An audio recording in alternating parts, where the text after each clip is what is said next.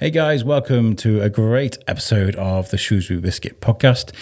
Today I am speaking to Peter Metcalf. If you're a big fan of the Shrewsbury Biscuit, you'll know that he runs the UK Proms and in the park, and we are going to be covering it again this year. So Vix, hi. You all right? Hello. How have you been? Really good. Yeah, I think the proms would be amazing. I just really want to go there. And I love playing the violin, and I feel like I'm one of these people who imagines myself as the instrumentalist that I'm listening to and to being epic. But then my level of violin playing isn't that epic. It's an amazing evening. It really is. We've been there since it started, and I've got some amazing interviews in the past with some of the amazing musicians, Katie Rink being one of them. Oh, yeah. She's amazing, and I've also recorded some of the little bits of snippets of music, just enough so I don't get sued, of some of the music that they play, and they've actually brought out some really like emotional reactions. Like I remember the one year we were sitting there and they just started playing the Jurassic Park music. Oh wow. And to feel that in person was kind of like, oh, it hit me right in the nostalgia. Do you know what I mean? That's such an amazing thing. Fantastic, incredible. So we're going to speak to Pete on this, and we're going to find out what they got coming up. I can say that they've got this year a singer with a band that sounds like Rake Hat. Oh right, okay. Rake, the band Rake Hat. That's Rake. Rake Fat. A rake. You'll have to listen to the episode to find out, and there's somebody else from daytime TV that everybody will know. Oh, these are like you're only giving us a tiny little snippet of clues. I'm gonna have to listen. Judge, and his name rhymes with Kinder. He's going to be part of the UK Proms. See, we're going to find out more about this. I'll unsolve this riddle as we get into the podcast. But yes, this is our podcast with Peter Metcalf. Fantastic! I can't wait for this one. It's going to be brilliant. Cheers! Let's go into it. Let's go.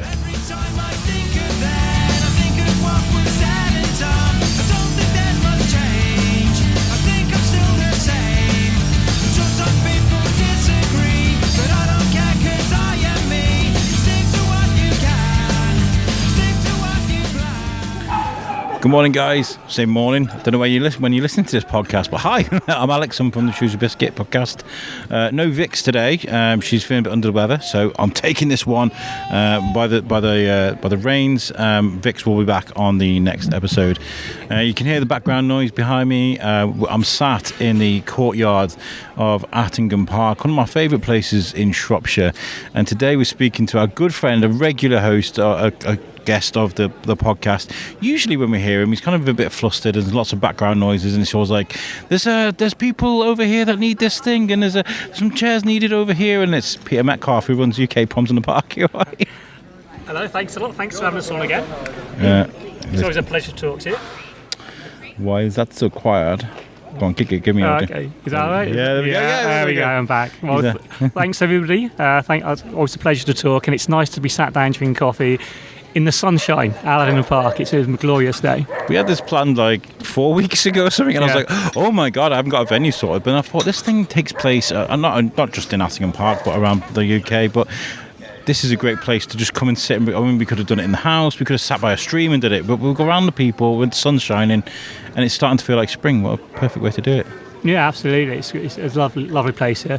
So lucky to have this on the doorstep when you live in Shrewsbury. It's brilliant. It really is. And Shropshire's got so much greenery anyway, but there's, like I said, it's so diverse, this place. First of all, I've got to ask you, because we do, whenever I cover the Proms, I do only speak to you for like 5 or 10 minutes before you're like, I've got to go over here, do this thing. How have you been? Well, yeah, I'm coping. Yeah, it can be quite stressful in the entertainment business because everything happens at once. You've got to nail it. You've got to get it right on the night. A lot of planning. I think when people come to see a show, they don't realise that's the accumulation of maybe a year, 2 year work. There's such a lot of everything from the marketing, dealing with the stage companies, booking the artists, coming up with original concepts. I mean, we're lucky here at Attingham. The staff, the National Trust staff, are very supportive, and they're really excited about the events, and they kind of take ownership with us. So they've got your back. So they're really helpful. But yeah, it can be a lot of stress, a lot of things trying to secure artists and. Trying to get income stream to keep everything going all year round. But I love it. I wouldn't change it for the world. I've worked with so many event organisers over the years. I mean, there's Beth Eve, and there's Trademark Blood as well, who's doing his own thing there with lots of music stuff. And it always shocks me when I find out how long it actually takes to plan these things, because it's like 12 months, sometimes 18 months in advance. And it takes years to build up a good reputation that the larger venues and the bigger names in the industry will actually give you the time of day, and then take a financial risk on you as well. So it takes, why I say, like, it took me 10 years to be an overnight success in this business, because people go, how do you grow so quickly? Well, they haven't seen the years of doing the smaller events. Yeah. The zombie runs, the spin-a-thons, the midnight runs around the Croy. All enjoyed every moment of it. But when they see a big event, they just think, you only work weekends. You've got the best job in the world. So does one event spawn another then? I mean, does it a case of whatever sort of X amount of profits, whatever that might be, can make it grow next year? Maybe next year we can get a few more violinists, or a bigger stage, or we can go over here, or we can do this thing, we can hire this place out to do a run instead. Like, is that how it works? Yeah, absolutely. So it grows, unless you've got some rich uncle prepared to back you. Like any other business, you've got to start really small, doing most of the labouring your stuff, and then you build from there. And once you've got the tickets on sale, you can use some of that pre-income to book other venues, deposits. Sometimes we do deals where you have a profit share with the venue. They're great as well. And then as your name builds and people see you online and they see what you've done, they've been to your shows, you get venues, ringing you up. So we're in a nice position that we were approached for example, by Eton School. Now we're doing the Windsor Proms, which Windsor, guys. Yeah, Windsor Proms, and it's going to be on the sports field at the bottom of Eton. So it's right underneath the Windsor Castle as well, so we're really excited to do that. I've got to ask you a question, because you're an ex-military man. You've been there, you've done that, you've done your part. Did you ever think when you were younger you'd be organising events at Windsor? No. Is this where you wanted to be? Like, absolutely not. No. So I was at AB in the Navy for a while, and then I was in the Merchant Navy, and and also been to a lot of military type concerts and things like that, and. I actually was in the display team in the Royal Navy, and I've actually performed at some of these places that we are actually hiring. Wow! So it is. I never thought it'd be like full circle like this. It's mad, isn't it? I mean, I remember I've never done the military, but I was in the cadets from when I was like 13, right till they kicked me out. They were like, "You're way too old for this now, Whiteley, go." But like, I was thinking about Kimmel Bay, like where we used to spend a lot of our summers in North Wales, and I can remember the smell. I can't remember. I was in work and I could smell like plastic, and it smelled like the cheap plastic floor they used to put on there. Yeah. Like the memories you get from like those times you spent in places like that. Very, very nostalgic. So, we need to recap about how you sort of stepped into the event scene. Yeah. How did this become a career for you? Well, I was running a gym with my now business partner, Justin Cloucott, and a gym always makes a good base of operations. There's loads of things going on, loads of people there, and we decided we want to do some events, maybe to supplement our income. I started off with a charity event that unfortunately I lost my brother years ago, and we wanted to raise money for the hospice, so we started doing a spin-a-thon. We did that in the square in Shrewsbury. We had about 30 bikes, and we raised a few £1,000 for local hospice, so that was great. And then from then we thought we'll try other events, so we went to Hawkston for a zombie run, which we still do, which I really love because there's no chip timing and it's just jumping out, scaring people. And then our first running event was the WEM 10K. so we had a number of runs on the belt, and I thought, well, let's branch out into music. There was a friend of mine, Holly Teague. She was a member of the gym. She was a professional singer, so a really talented soprano. So we talked to her and said, well, why not put music? No one was doing any outside large classical music concerts at the time. I mean, there's some nice stuff going on in St Chad's Church, the Abbey, and the Choral Society, for example. But I thought, well, let's do something big. So we booked West Mid Showground, and we did our first Proms in the Park. It was just one show. The first year was just one show, and we loved it, and it's grown from then. So was I on the second or the first show for you? I can't remember. I think you were at the first one at the West Mid. I think you've come to a lot of them, because what we do now, we pair up the shows as well as the traditional classical music concert with a 60-piece orchestra. We do dance anthems, so it's like a beat of music. So it's 90s. Well, for me, it's modern music. So it's 90s music. That's modern music. It's not 30 years ago at all. No. So it's like late 80s, 90s, 2000 dance music. That stuff. Yeah. But with an orchestra playing it. So we've got an orchestra, a DJ. We've got some celebrity DJs this year, which is great. And then a bit of a backing track. So you're hearing your favourite classic dance tracks, but with a new twist, with a big orchestra playing them, which makes all the difference. Nice. I love that. I love that this has progressed the way it has, because I do remember it was like early days when I interviewed you in Shrewsbury and came to the Proms, and you were like, ooh, very tentative. How's this going to work out? Because you're not exactly like had an easy ride. I don't know if we're allowed to talk some of the problems you've had, but it's not been easy for you. You've had really serious challenges and things happen. Like every startup business, you've always got challenges. I think as well, it's the when you're a startup, you've got to do a lot of the work yourself. So you're trying to do the labouring, and then you're trying to do the middle management and the senior management. And then on the actual day of the show, you bring people in because you need to, but you try to do a big part of it yourself. So you at the end of the weekend, you haven't slept, you're exhausted. So I've done everything from greet the first member of the audience coming in, and then I'm picking up litter at 3 a.m. with the team. So you do tend to do a lot of it, and the supervision, and we've got a really brilliant production team. We've got really brilliant suppliers. But so are you sort of? And he said dictating. Then that's the wrong word. Are you delegating work to other people? Then now we have. You've got to have that management system. But sure. I think we had we were changing between various different production companies, and some were better than the other. But now we found a production company. They're local as well. They're Pro Audio. I'll give them a plug. They're brilliant, and they're doing the whole tour. So this year's our biggest tour. We've got 16 shows over 8 venues, and we may be doing a few hire outs as well, because we had some inquiries out. People may be hiring the orchestra, because we hire our show out, so you can if anybody's listening, they want an orchestra, we hire our whole show, and they're doing it all with us. It's nice just to have one meeting with one production company to do the whole tour. Yeah. So they've actually invested in some equipment, especially for our event. They're really good. I think they do the Hill Festival. They're doing a Loop Fest, so they do a lot of local events. But they're coming on tour with us. It's nice to have the same Pro Audio. people, I think I follow those guys. Yeah, I think they Battlefield based. Yeah. Yeah, great. Yes. I'll just turn airplane mode, so I can't really check. I know you guys. I think you're great. I've been backstage with them a few times, and they make what they do look so easy. Oh yeah, they're very professional. They've got a really good team. Now, whether it comes to runners are easy enough. You go start, finish, right? Do what you need to do.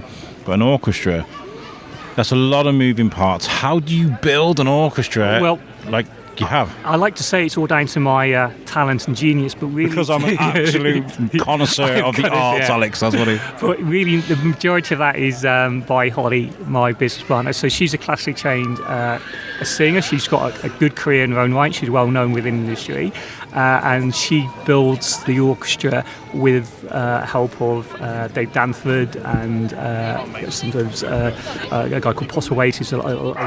They call them in the industry. They call them fixers, people who'll get you the artist you want. Nice. She delegates with a team. She works very hard putting the show together. So we have input at the beginning. Me and Justin will sit down and we all discuss what the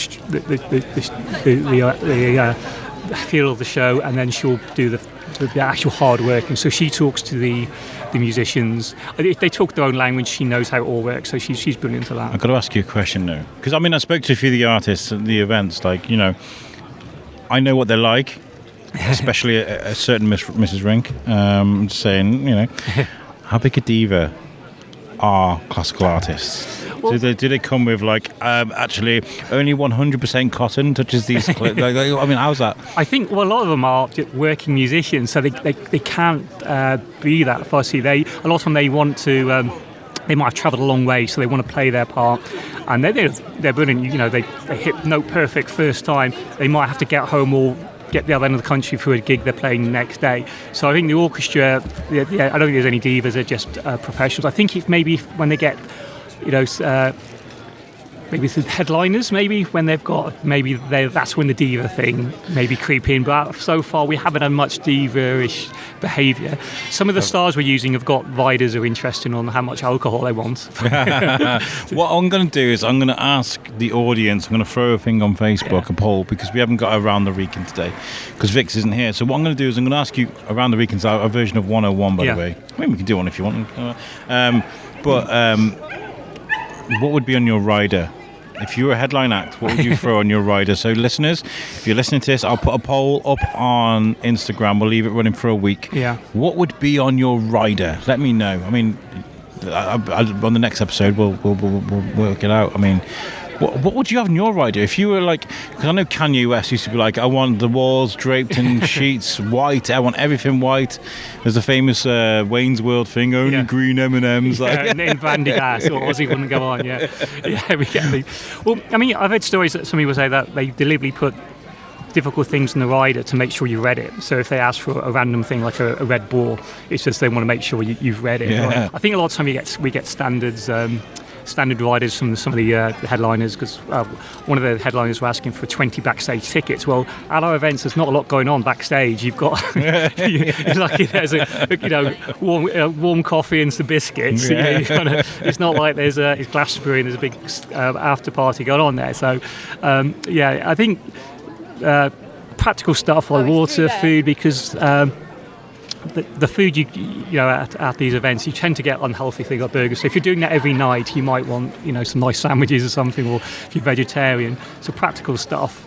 But yeah, I think just to get you by, I think that's probably where it originally came from. The rider. Do you know what I mean? Just to make sure that you don't cock up on stage, or that you're not become poorly or something like that. I think I'd have to have Shrewsbury biscuits. Yeah, I think biscuit. Yeah, Shrewsbury I think biscuit. Lots of coffee as well, because if some of these shows start at 8 o'clock, you want to pick yourself up, so it's espressos or something. I mean, I don't know how things go at back in the day, a Red Hot Chili Peppers concert or System of a Down or whatever, Wu-Tang, but backstage at UK Proms, it's quite contemplation, because there's got artists ready to go on stage thinking about what they're about to be doing. You've got to be. I think as well.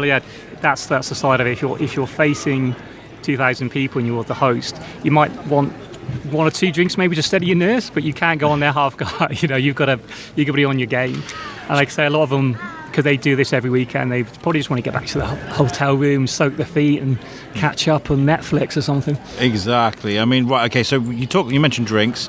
Amenity is very important when it comes to making sure everybody's got what they need. And there was an issue with the bar last year, I think I remember. Yeah, there was. We didn't realise how thirsty everybody would be, especially I remember having this conversation with you. So that was an eye-opener, because we used the same size bar that we do for the normal proms. The normal proms, or the classical proms, is like the last night the proms type of concert where you sit down and have a bottle of wine, where the dance anthems, it was like a nightclub, so there was a bit of a queue. So what we've done, we've invested heavily in the bar. So the bar's 15 metres long, got 15 metres of bar.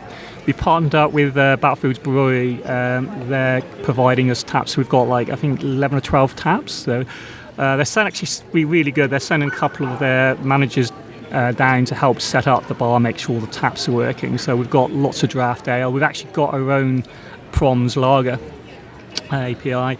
So what? Yeah, they've reduced the lone lager. Bottled or draft? It's draft, yeah. So we the bar is going to be so much bigger. We've got Big Diamond Club coming again. They're bringing some nice street food.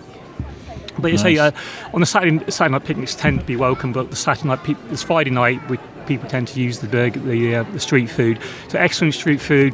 Going to have a really big bar as well. Lots of draft. So we shouldn't be a big queue at the bar, so you can be as thirsty and drink as much as you want and dance as much as you want. It shouldn't be a problem this year. And the stage is a lot bigger this year. We've thought the stage looked a little bit cramped. So the stage is like, I think it's nearly 3 times the size. What? Yeah, it's a unit build rather than a trailer stage, and we've got a big TV screen at the back of it as well. So you've got like a massive screen, and that makes a difference because you can zoom in at, the violinists and the vocals and the singer. So the big TV screen it makes a big difference too. So you have learned and you have grown, and that's why I asked you that. And this is a part of Pro Audio as well, because they provide all that stuff in-house, they'll source it, whereas before we were trying to go to very different types. One guy will do the sound one, so it's nice to go to one-stop shop, and they're really brilliant at the production. So they bring a team of people who are filming it and editing it live as you go. So it seems to me like, even since I started doing the Shrewsbury Biscuit, I mean, you can probably fill me in on the blanks about Shrewsbury, where 20, 30 years ago, whether it was such a festival party town, but since I started doing the Shrewsbury Biscuit, there seems to be more and more added to whatever the culture and whatever you want. Whether you want classical music or what you're doing, there's the guy SY Gigs. You making use of the churches. There's Loop Festival now. There's Beth and what she does. Like, there seems to be something for everybody. Is this good for? I mean, are you enjoying that? Yeah, I think it is, and it brings people to the town, and we're expanding. We're looking to do things in the Croy next year, as well as the classical music and the dance anthems. Classical, we're going into mainstream music as well. And we talk to like the Hill Festival, talk to everybody. We all get, and the Loot Fest, people are all supportive of each other. So they do complement that the town's becoming known for its music scene. It's some really good new fresh ideas, and obviously we do advertising all over the country about Shrewsbury, so you're putting Shrewsbury on the map. I won't go into the specifics of how much it costs to put it on these. Please events. do. But I mean, we spend a lot of, because like I say, Pro Audio and the food, the beer company, they're all local companies. So we spend a lot of money locally, with the workers, the security, even the toilets come from Tofu Toilets, brilliant toilet company.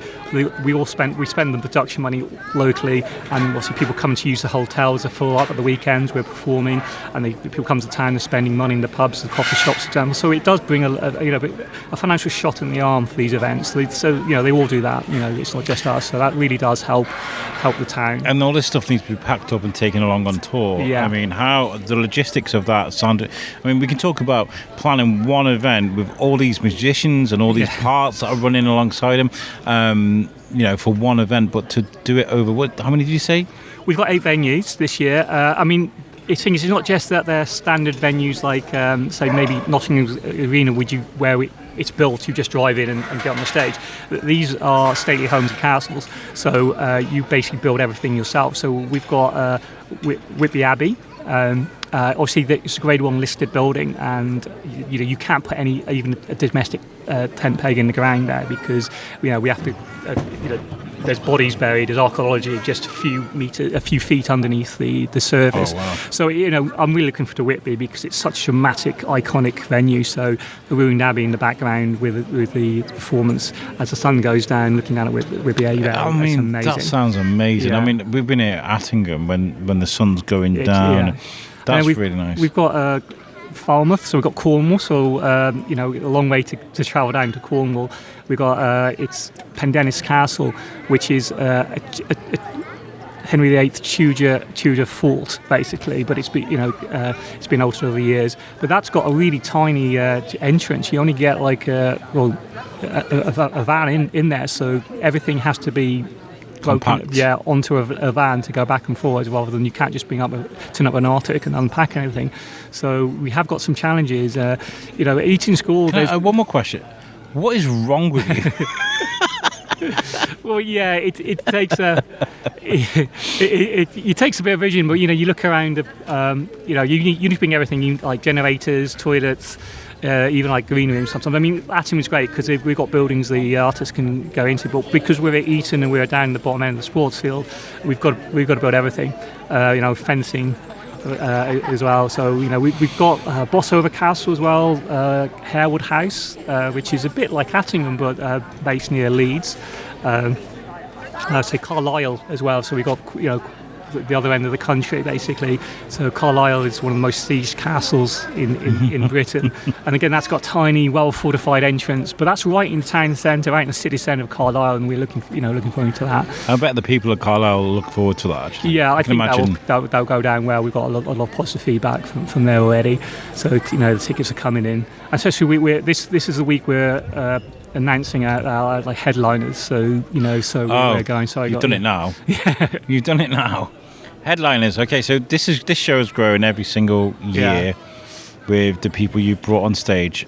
Last year was just amazing. Thank you.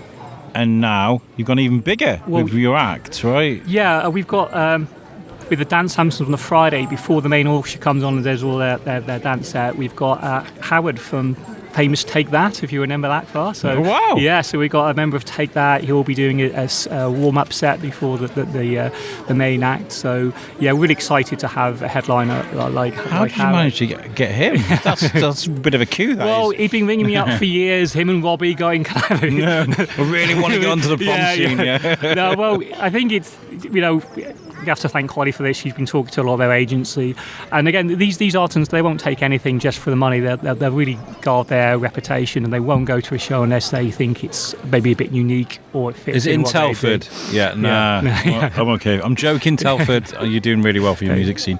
So we psyched to have a member take that, and then on the Saturday night, the presenter is got for the traditional proms is going to be Judge Rinder. So we're really excited. Judge Rinder is going to be our host. So Judge Rinder. Yeah. That's the most random, brilliant thing I think I've ever heard in my life. Everybody seems to love. He's got Judge Rinder. He's got a massive draw from all demographics. He's got a connection. He did the documentary at Shrewsbury Prison last year. And he's obviously very. I think he's presenting on Classic FM. He's a very, very capable, very charismatic. Yeah. So I think go really well. So last year we had a presenter who was a singer as well, Rodney Clark. I love Rodney. Yeah, Rodney. I think he's in Hamilton. He's done quite well for himself this year. So I've seen his Instagram's amazing. Yeah, so we'll be using him again probably in the future, maybe as just a single. So we thought we'd have go different direction. We thought we'll have a host who's just a host, and then separate singers. It's mad. He like these people like Rodney. They go all over the country. They speak to so many people. He remembered my name. Yeah, he remembered me, and I was like, "Whoa, Rodney, fair play!" Like, oh yeah, they travel the world. Rodney's worked on cruise ships, and so is Judge. So to get like Judge Rinder, he's doing a few of the shows for us. I think he's doing about the 8 shows. I think he's doing about 5-6 of them. We've got Abby Skelter for Carlisle. And then for the dance anthems again, we've got a bit of a mixture. So with the other shows, we've got Judge Jules is doing the Leeds Festival. He's coming to Shrewsbury, I think, at something in the prison. So we thought we'd use. He's doing the big thing. Yeah, prison, so I thought we'd use him. We'll use Howard instead, and we've got Judge Jules. So we've got Judge Rinder and Judge Jules. So you better behave yourself that weekend. Yeah. So we've got him doing a couple of events for us. Ariel Free.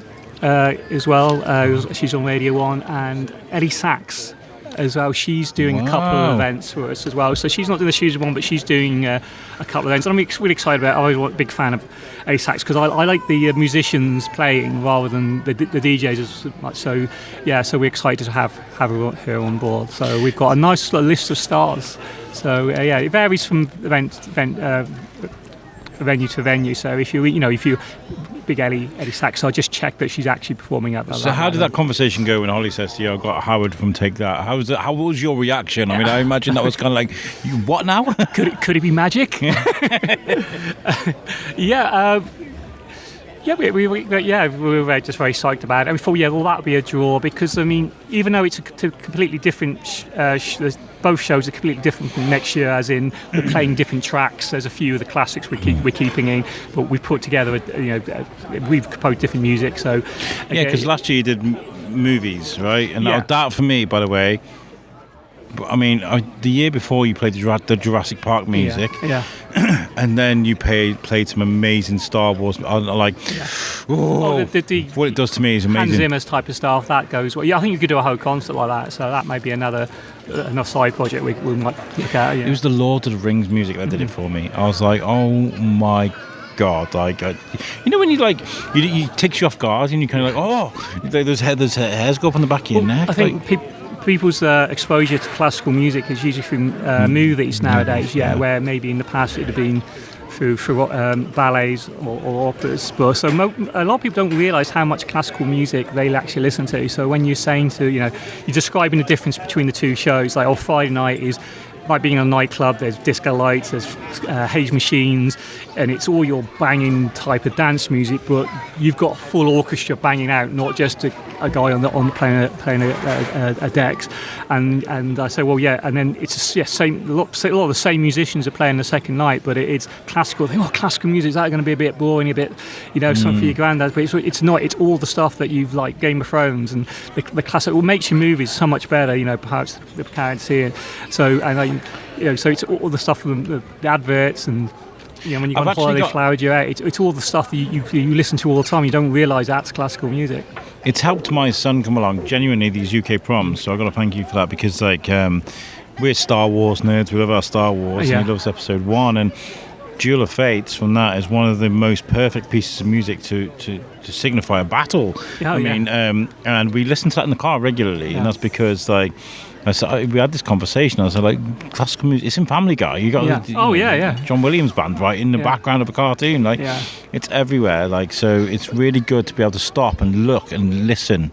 That's one of the things we're proud of, is the UK Proms, that we've exposed a lot of people who wouldn't normally go to a theatre because they've got maybe misconceptions that it's stuffed shirt and you've got to get. Oh, not at the moment. Not with 6 running up and down the country. Jesus Christ. So we've got So we're exposing people to classical music concerts, and people stop me in the street and saying, from that they've been going to the Abbey because they do lots of nice stuff down there, and they've been going to see big orchestras. So I've been learning a lot about music over the last few years with this podcast. I mean, what they're doing with SY gigs and the music that you wouldn't normally go and watch. Yeah, and the same with yourself. I mean, you've got an orchestra with a member of Take That. I mean, who does that? Who's insane enough to do that? I mean, this is going to open my eyes, because I always had a broad,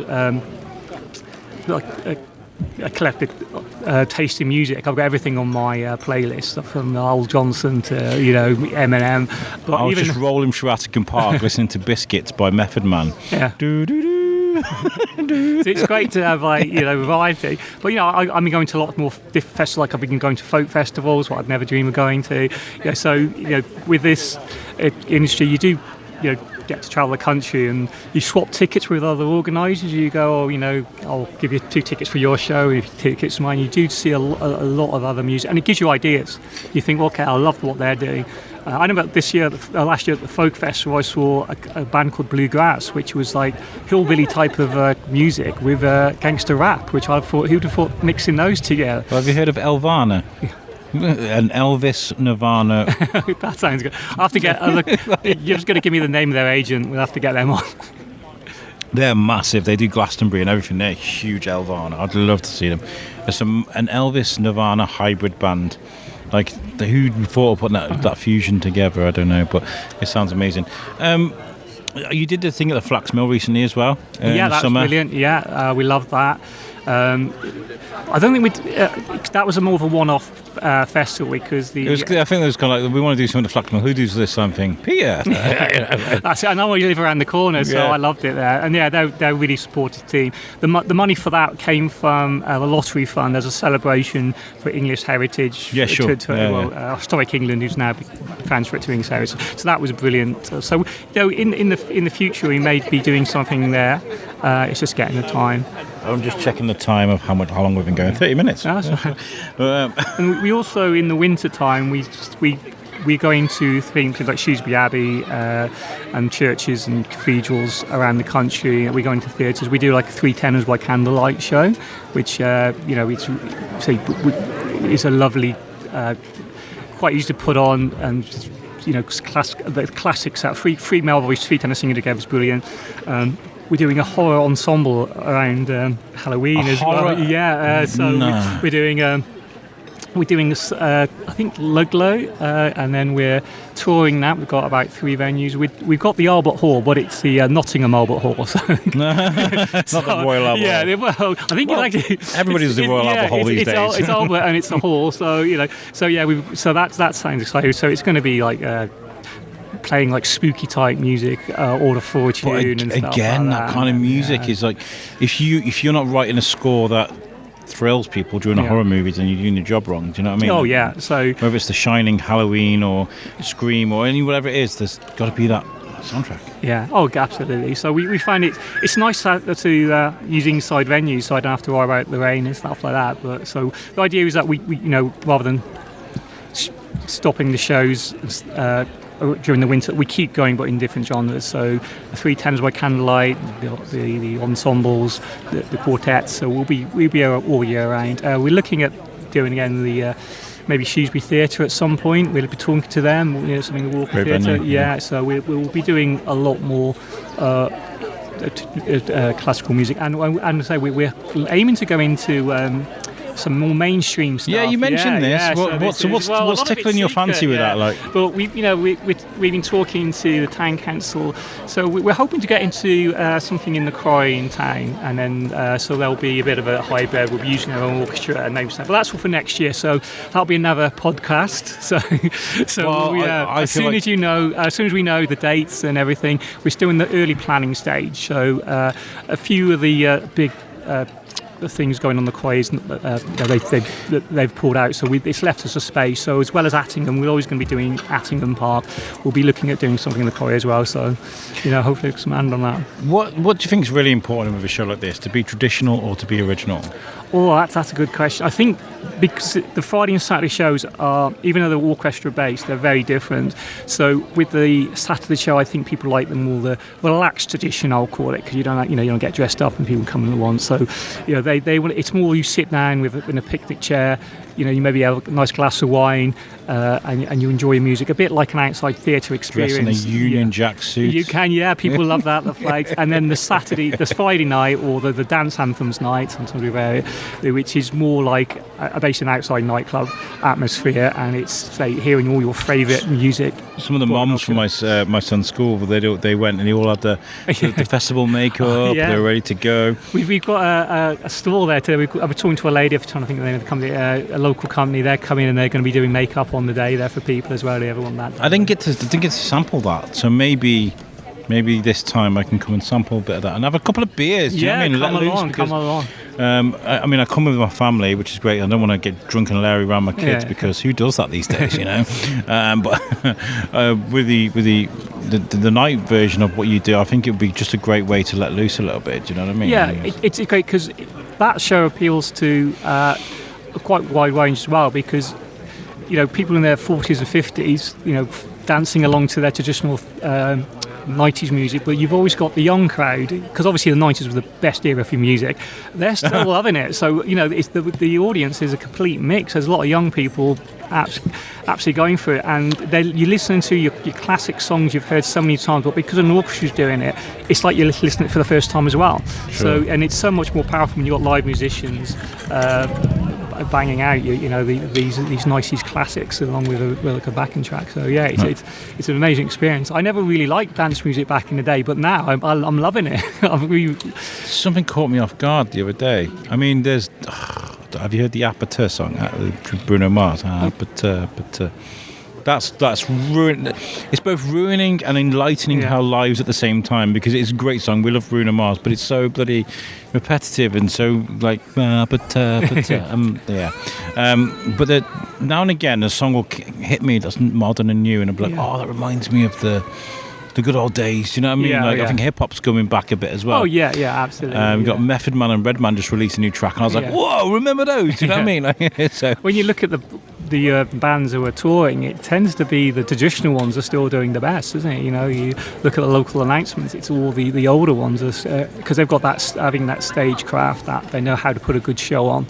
They know how to work a crowd, and I mean, I don't want to advertise other events on your podcast, but I mean, Ludlow Festival are pulling some absolute coups at the moment.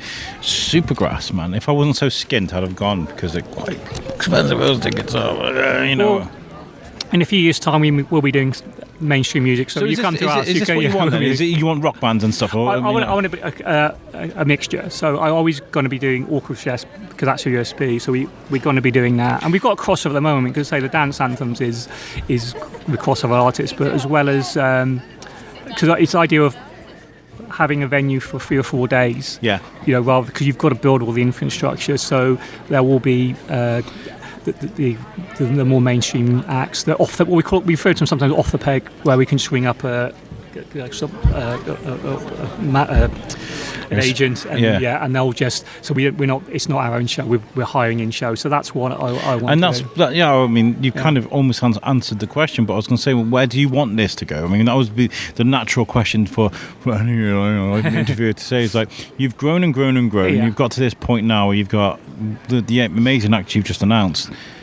What's going to happen in 3 years' time? What do you want to happen with the UK Proms alone? Probably in 3 years, I'll probably have even less hair and more stress wrinkles. But I would like to.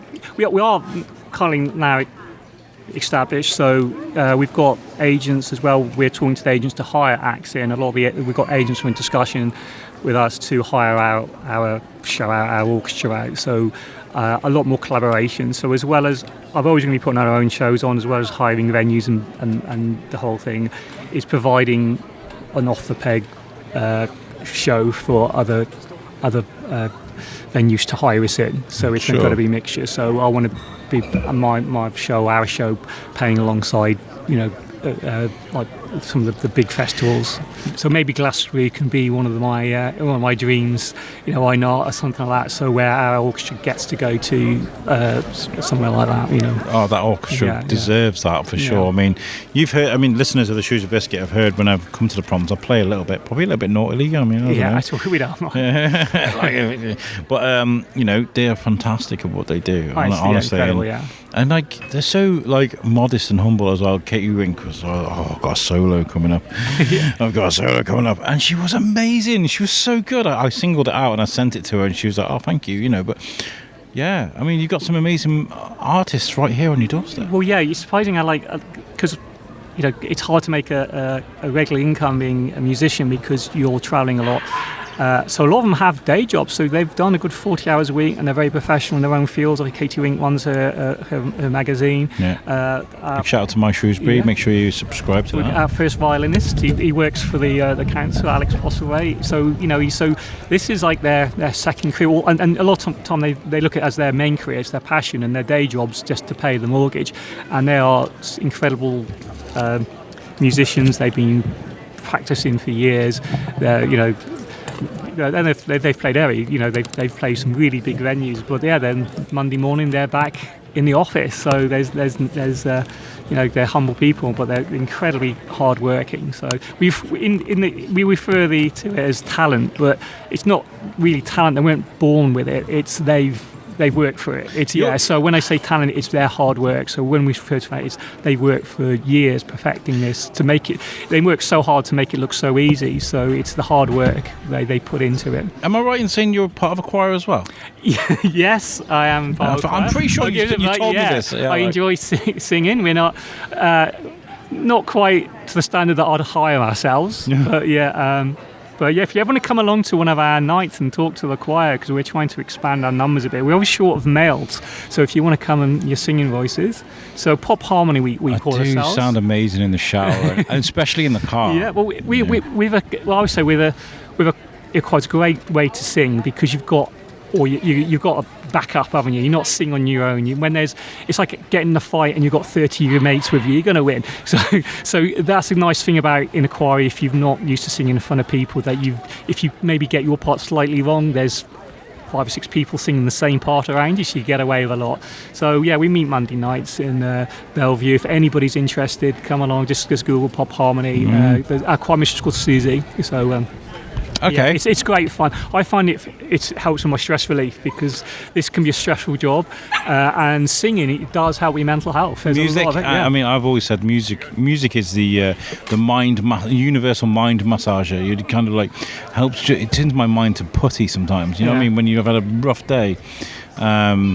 But I mean, like, it comes from all kinds of places. I remember I used to listen to a podcast called Hollywood Babylon, one of my favourites of all time. I'm going to swear, right? Yes. I will bleep it out. And you used to have these funny segments about different pop culture things around the world. And one of them was, what the Japan, right? Because Japan does weird stuff. Yeah, and I remember being at the Love to Stay roundabout, and the segmental music came on. It goes, what the Japan? What the And my music was really loud. My windows are open, and a guy pulled up to me, and he's watching me dance around, going, "What the Japan?" Like dancing around, and he just looks at me like I'm absolutely insane. But it made me happy. Yeah, you know? And I'll bleep all that out. Though. It's like, no, but I could, yeah, they do some mental stuff with all that, the cosplay and stuff like that. But it's a growing thing to look into it. Yeah. What's your car playlist look like? I mean, like, this is a really good playlist. A good question. I don't really ask people. Like, I like to sing along to Frank Sinatra. Yeah? A bit of D-Martin. I like a bit of swing music, stuff like that. A bit of jazz. So that's I'd love to be good enough to be able to perform that myself. And I do like post-modern jukebox type of stuff. So and we've got our warm-up orchestra, warm-up act for the Proms Saturday night show is going to be playing modern music but with a swing type of atmosphere. So nice. Look out for that. So that's something we want to develop, because I'd like to do like a Gatsby Proms or something, a Gatsby concert where that type of thing. That's on the list of in development. So we thought we'll trial that. So hopefully that will be coming down the pipeline. So yeah, it's is the bagpiper coming again? I liked him. I'm not sure. Yeah, I like the bagpiper. I've got to talk to Holly because we do vary things up. So if you don't use a certain artist one year, it's not because we've fallen out or dropped them. It's just so we're rotating through ideas. Or if we don't play, there's no like political things. If we don't play Rule Britannia, it's not because it's a political thing. It's because we want to do Hearts of Oak instead, and we've only got so many hours we can play. So so we like mixing things up. So the traditional Saturday night, there's all the patriotic type of songs you can sing along, wave the flag. When we go to Wales, we do a Welsh version. We do Men of Harlech is one of my favourite songs. Van Wee, brilliant. So the Welsh national anthem. So we always do that. So yeah, we do mix it up. So we may. I'm not sure. I think we're trying to look for some kind of Welsh piper, maybe Wales. So, and obviously we're going to Carlisle. So we're always trying to be a local flavour. Bagpipes go down well though. So we'll look into it. So it could be. We're still polishing it. Maybe that far north in England, a bagpiper might be a bit raw. Maybe he's like, maybe I don't know. Maybe the year too much. Yeah. I don't know. I mean, this all sounds amazing. Where can people like? If people want to book tickets or find out more information, if you just type in your search engine ukproms.com, that's our website, and then you can buy tickets and information for the Friday show, the dance anthem, the Saturday show. With the Saturday show, it's family orientated, so children under 12 can come for free. You're welcome to bring your own picnics. Fortunately, because of the licensing, you can't bring alcohol. We have a licensed bar that they're very strict on that. So there's the information. There's still, I think, a few early bird tickets left. They'll be going off sale. I think they've nearly all sold out. But yeah, or if you're in the Theatre 7, they sell our tickets. You can buy them from the box off Theatre 7 in the square at the OPO. Telford box office is selling tickets for us this year as well, so they've been very supportive. When is the event again? It's in June. I think something in June, and then we're touring from then. That's the start of our tour. So from then we're going to Plasnewydd, we've got Bolsover, Carlisle, Falmouth, and Whitby, and Eton is our last show, and then we're doing possibly a couple of hire outs where other people invited us to play at their festival. So maybe we can do very something. Busy, yeah. Maybe we could do like a competition or something. Give away a couple of tickets. Yeah. I'm up for that. We could definitely like and share. Yeah. We'll do. We'll do. Happily give a couple of tickets for. Oh, that's really nice of you. Thank you. Yeah. And listen, guys. I mean, like, I know I've come as like a member of the press, but like honestly, like, I think I've put it into words before. Like, the music that's played on this evening, and this, it's just it touches your soul. It really does. I mean, like, to see everybody enjoying the music, it's so relaxed on the Saturday. Yeah. Everybody brings their picnic chairs and their picnics, and you sit down and you enjoy. There's kids running around. The food in the bar is so accessible. I know you had the issues with the card, but that was fixed very easily, very quickly. Like, it's such a stupendous day in the evening. I love doing it. The dance show the Friday and then the traditional show on the Saturday, because it gives me a chance to recover a bit, because it's very busy managing people jumping around, partying. It's great fun, but it is exhausting. But on the Saturday, I actually get to sit down and listen to some of the shows and listen to the orchestra, and I do think, this is it. And for a few brief moments, there's a bit of calm when you're looking at beautiful surroundings of Attingham Park, your orchestra, and there's a little sense of the pride. Jack Black, the roadie, I did that. That's roadie. And you look around, and you think, nobody really knows who I am. They're all looking at the stage, but I don't care. This is what it's all about. And I noticed that about you. You sat on the stairs with your cup of tea, not a lager, not a wine, a cup of tea. Yeah. And you were just taking it all in. Yeah. I mean, that must feel amazing for you. I mean, like, you've done that. You and your team have done that, put that together. That's good. And say, I'm not no desire being famous for people. They don't know who I am, and I don't care about that. I just love the fact that everyone was there having a good time and enjoying it, and we made it go. We're like a lot of things, infrastructure. You're the guy in the background. Phantom of the Opera, maybe. Whatever you might want to call it, but that sense of pride. They came to my show. Yeah, I love that. So it's that little sense of pride that everyone's happy and hopefully they're walking out with big smiles and looking at the great reviews on Facebook. It's brilliant. Well, I'm glad that you've changed things up for this year, because like, it's nice to be able to say you're offering something different, but I don't even think you needed to do that. I think what you did offer last year and the year before was just an opportunity for people just to come together. Yeah, and that is really, really important. It's amazing. We couldn't do without the support of Attingham Park, the people of Shrewsbury, all the production, crews, the volunteers. Everyone's helped us, family and friends. Who, people just independent business who are happy to put a poster up in their front window. That helps immensely, because everything's done on a strict budget. So people would just say, leave your leaflets in my, in the bar. All that helps. And we appreciate, as a local company who are a start-up, we appreciate the help that everybody. And Shrewsbury is a town like that as well. Yeah, they're I've very experienced supportive, that. Even if you have a rival sort of business, like they'll help people. The collaboration's fantastic here. But we had an idea. I briefly mentioned like getting Timmy involved for this one. Because I feel like it's really important to pass the torch when it comes to culture and music. I mean, we talk about this classical music, but some of this was written a long, long time ago. And I'm sure there are young people writing classical music today. That's amazing, especially when it comes to music, movie scores. Maybe I can get, because Timmy does enjoy the podcast. He gets a bit shy, but maybe we can find a way for Timmy to encourage young people to get involved with this show. I think because it is important, right? Yeah, absolutely. Yeah, and I think it's the idea that the music spans different age groups. So you could be sitting there listening, get the same emotion, and with your grandparents, and they're all listening and getting that almost spiritual type of feeling from the. Whether you're watching Peppa the Pig. There you go, Peppa Pig, or The Simpsons, or movies, whatever. That's the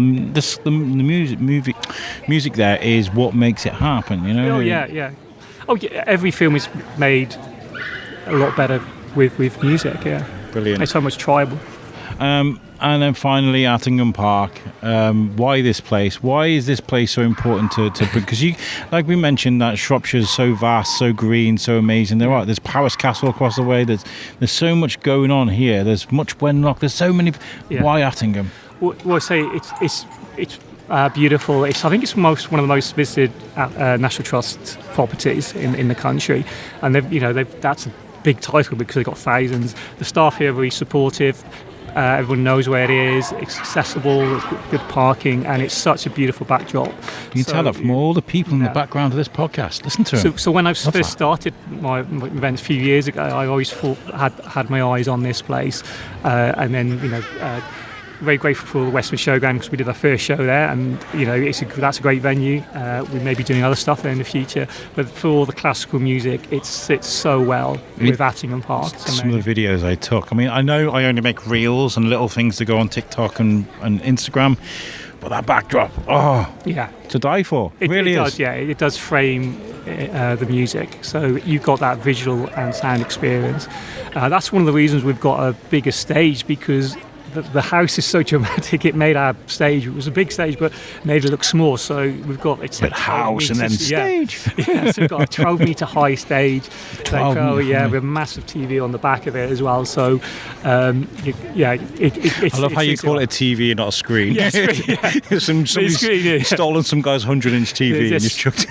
Watch EastEnders in the middle of it. Yeah. But, Well, listen, congratulations on the growth of this. I really am genuinely chuffed, because I've almost seen you from the beginning grow and grow and grow. Yeah. I'm really, really excited for this. I do want to come to the evening. Maybe we could do 2 podcasts. Yeah, you can welcome to come to any the evening and then the day. We can make 2 shows. You can come to, obviously, Attingham shows either night. There's tenors, there's opportunity theatre, or if you want to come up to Carlisle or wherever, if you're on holiday. Yeah, we did talk about me coming on tour with you guys, but work and commitments and stuff. Yeah, but I always talk about how I'd love to do this for a living, but there's just no money there at the moment. You know what I mean? Even a lot of radio people are doing the radio for free, and it's kind of like, why? Yeah. I think there's two-edged swords that it's accessible.